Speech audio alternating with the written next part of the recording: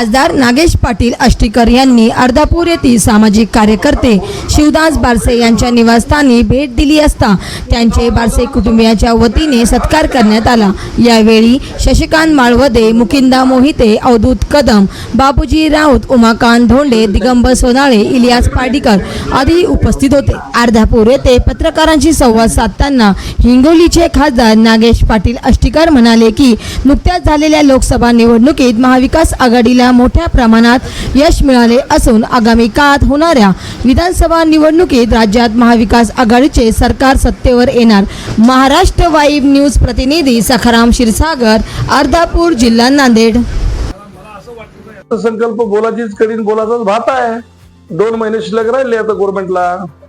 मग आता काही जरी म्हणलं तरी काय अडचण काय, त्यामुळे मला नाही वाटत ते अर्थसंकल्प असा काही, म्हणजे जसं तुम्ही पाहिलं असेल महाराष्ट्रामध्ये अनेक योजना फक्त कागदावरच होता किंवा नुसत्या घोषितच होता, त्याची अंमलबजावणी कधी झाली नाही।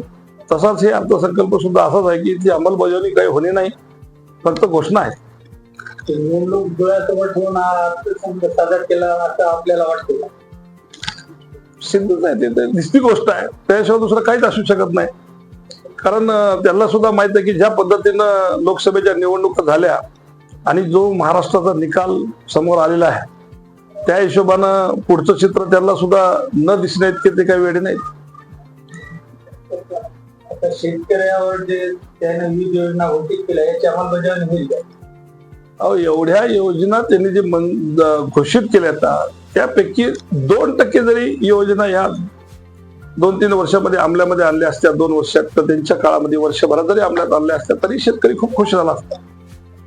पण ही सगळी फसवी योजना आहे, कुठल्याही प्रकारचं काहीही त्याची अंमलबजावणी होणार नाहीये हे निश्चित आहे। आगामी विधानसभा निवडणुकीत आपण आपलं सरकार येईल अशी आपल्याला अपेक्षा आहे? मलाच काय, आपल्याला सुद्धा सगळ्यालाच माहिती आहे काय परिस्थिती आहे ते महाराष्ट्राची।